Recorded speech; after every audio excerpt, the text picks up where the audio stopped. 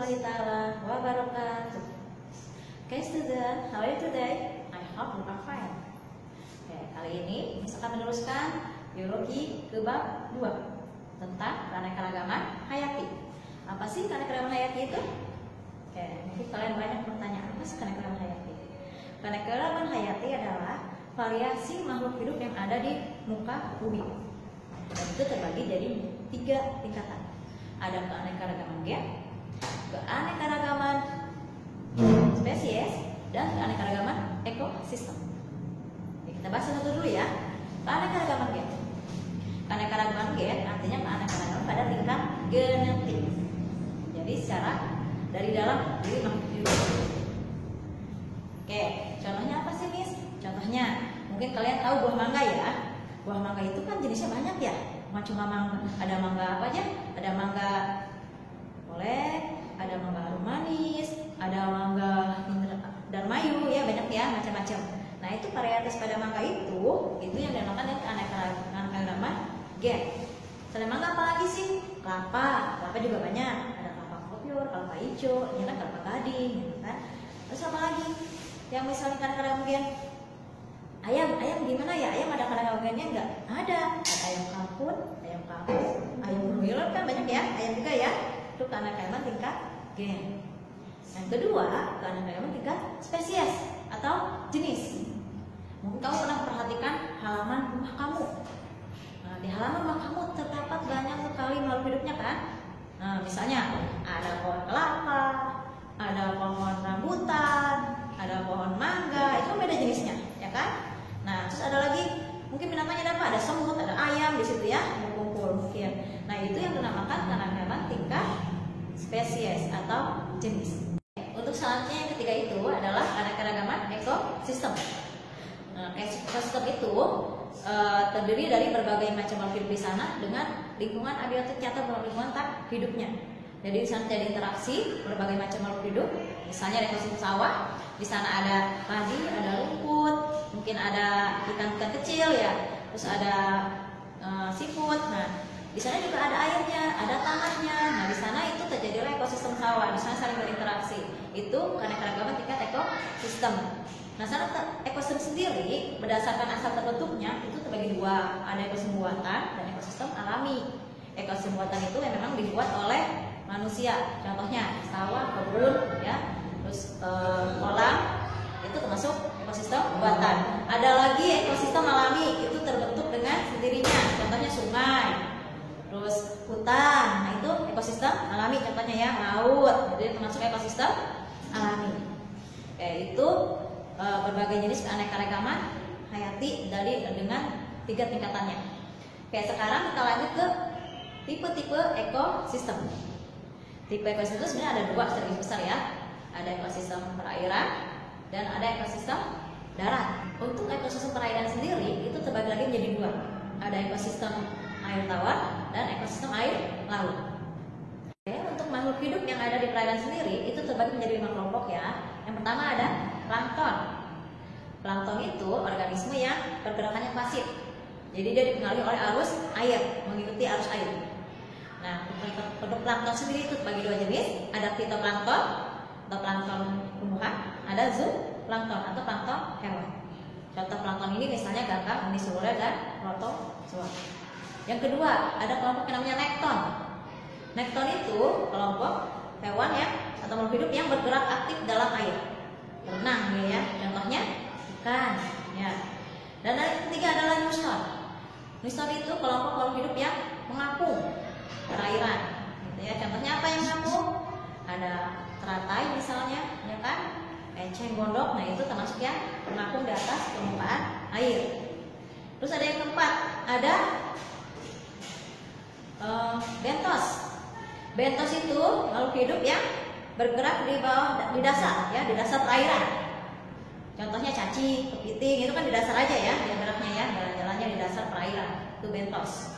Ada lagi perifiton. Perifiton itu makhluk hidup yang melekat pada makhluk hidup lainnya atau benda lain di perairan itu. Contohnya apa? Siput, paling mudah itu ya. Dan ada beberapa ganggang juga yang melekat di benda atau batu gitu ya, di perairan itu. Itu kelompoknya. Sekarang untuk ekosistem air tawar. Ekosistem air tawar itu punya ciri-ciri tersendiri ya. Ciri-ciri ekosistem air tawar itu, satu, salinitas atau kadar garamnya itu rendah. Oke. Yang kedua, sinar matahari atau penetrasinya itu kurang. Oke. Terus lagi yang ketiga masih ada dipengaruhi oleh iklim dan cuaca. Itu ciri dari ekosistem air tawar. Nah, untuk ekosistem air tawar sendiri ini terbagi dari 3 zona ya. Yang pertama itu namanya zona litoral. Litoral itu zona daratnya masih dangkal, masih bisa ditembus oleh cahaya matahari. Yang kedua, zona limnetik. Limnetik itu agak jauh dari tepian, tapi dia masih bisa ditembus oleh cahaya matahari. Dan yang ketiga, zona profundal.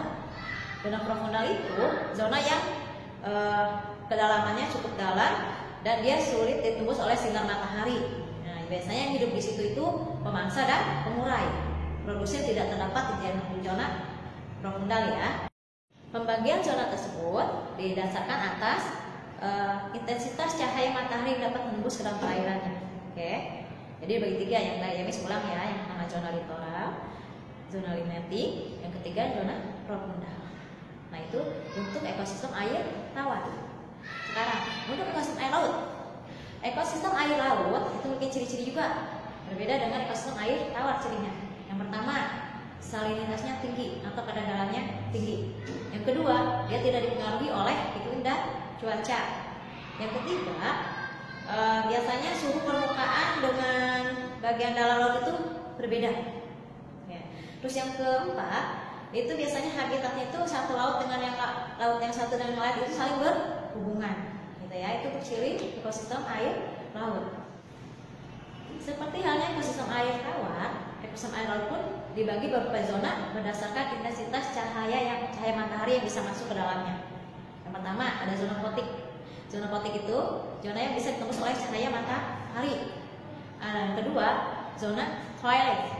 Nah, zona twilight ini tidak cahaya matahari bisa masuk, tapi tidak sampai ke dasar. Jadi remang-remang ya. Zona remang-remang kalau twilight ini. Nah, untuk yang ketiga lagi ada zona apotik.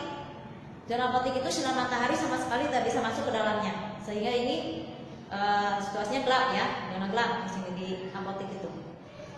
Sedangkan berdasarkan dalamannya, ekosistem air laut itu juga dibagi ya, wilayah-wilayah lagi, zona-zona lagi.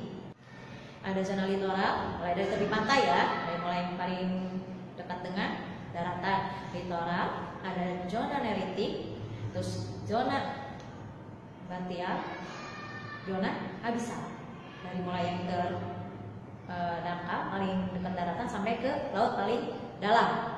Yaitu pembagian zona-zona untuk ekosistem air laut. Sedangkan untuk macam-macamnya sendiri, itu ekosistem air laut itu terbagi jadi beberapa macam ekosistem. Yang pertama ada ekosistem laut dalam. Ekosistem laut dalam ya. Laut dalam itu berarti yang tidak tertembus oleh matahari. Karena tidak ditembus oleh cahaya matahari, makanya di daerah laut ekosistem laut dalam ini tidak ada produsen.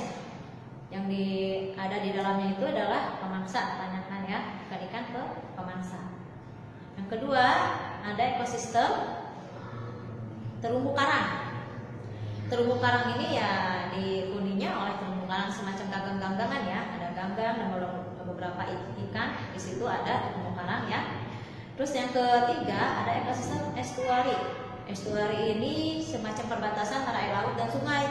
Jadi salinitas atau kadar garamnya itu lebih rendah daripada air laut di kawasan atau ekosistem estuari. Oke, selanjutnya adalah ekosistem pantai pasir. Sebetulnya juga pantai pasir ya. Nah, jadi ekosistem ini terdiri dari pasir-pasir yang memang sering terkena deburan ombak. Oke anak-anak, untuk yang selanjutnya adalah ekosistem pantai batu. Dilihat dari namanya mungkin kalian sudah tahu ya ekosistem seperti apa ekosistem pantai batu itu.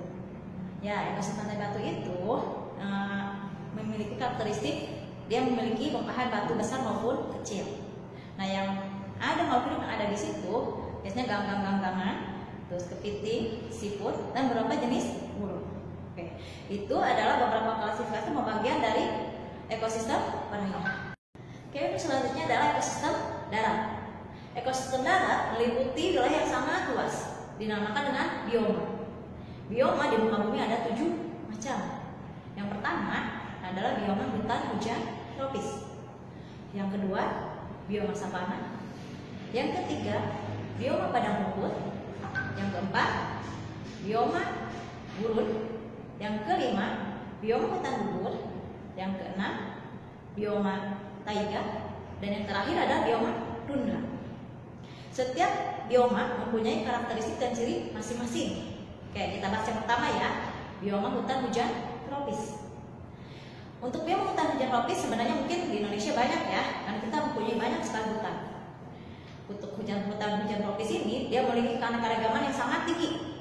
Kenapa? Karena dia mempunyai karakteristik atau ciri yang pertama, memiliki curah hujan yang tinggi setiap tahunnya. Terus sinar matahari juga bersinar sepanjang tahun.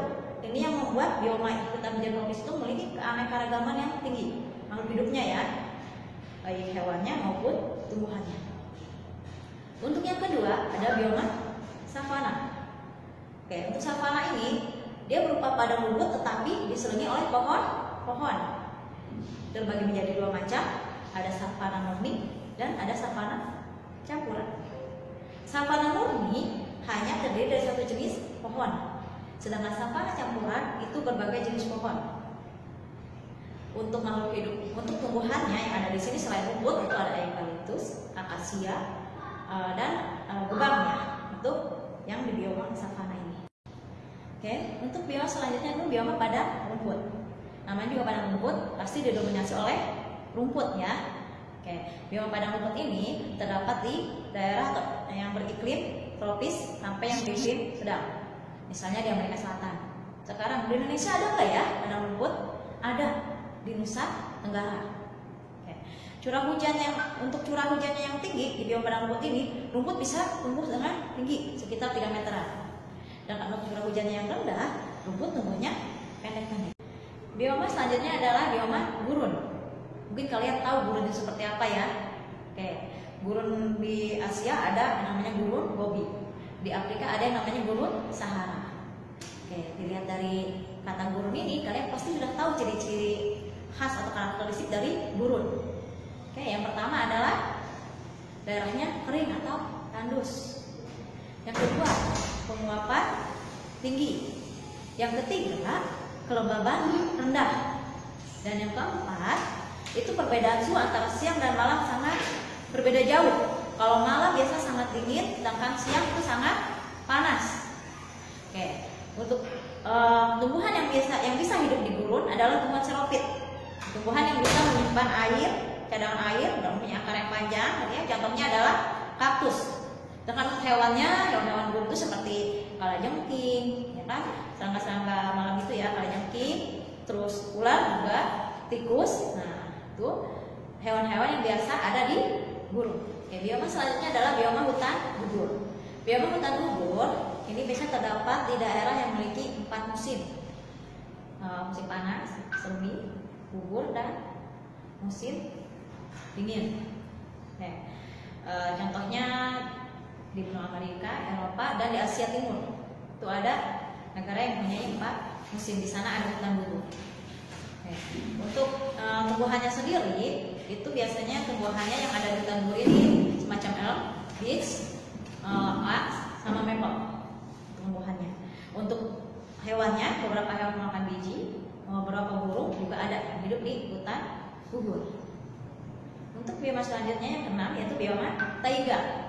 Bioma taiga ini terletak di antara daerah subtropis dan kutub. Makanya daerah ini lumayan cukup dingin ya suhunya ya. Dan tumbuhan yang mendominasi di bioma taiga ini adalah tumbuhan konifer atau tumbuhan berdaun jarum. Contohnya pinus. Oke. Untuk hewan-hewannya sendiri itu yang bisa hidup di sini biasanya serigala, beruang, gitu ya, yang memiliki bulu yang cukup tebal. Oke, untuk taiga sendiri ini biasanya terdapat di daerah Amerika Utara dan Alaska, Skandinavia, ya, di Rusia juga ada. Oke, dan bioma yang terakhir atau yang ketujuh adalah bioma tundra. Bioma ini adalah bioma yang paling dingin. Kebagi menjadi 2 daerah, ada tundra arktik dan tundra alpin. Tundra arktik itu tundra yang terletak atau terdapat di daerah kutub utara di Rusia, Siberia, Kanada, dan Finlandia. Oke, tumbuhan yang bisa tumbuh di daerah ini adalah sejenis lichen atau lumut ya, sphagnum, dan beberapa jenis tumbuhan yang memang bertahan di daerah dingin. Nah, untuk tundra arktik ini dia pada musim dingin itu tidak ada cahaya matahari dan itu berlangsung selama 9 bulan. Dan ketika cahaya matahari bersinar itu baru es mencair. Itu hanya terjadi kurang lebih hanya 3 bulan itu adanya sinar matahari di daerah tundra arktik. Sedangkan tundra alpin ini terdapat di Pegunungan Wijaya, ada di kita ya, di Indonesia. Oke, di tundra alpin ini tumbuhan yang dominan itu alang-alang, lichen, dan beberapa jenis lumut. Oke, itu pembahasan tentang ekosistem darat. Oke, ini harap kalian paham ya untuk pembahasan keanekaragaman hayati kali ini. Semoga bermanfaat dan mudah-mudahan bisa dipahami oleh kalian. Sekian dari Miss. Assalamualaikum warahmatullahi wabarakatuh.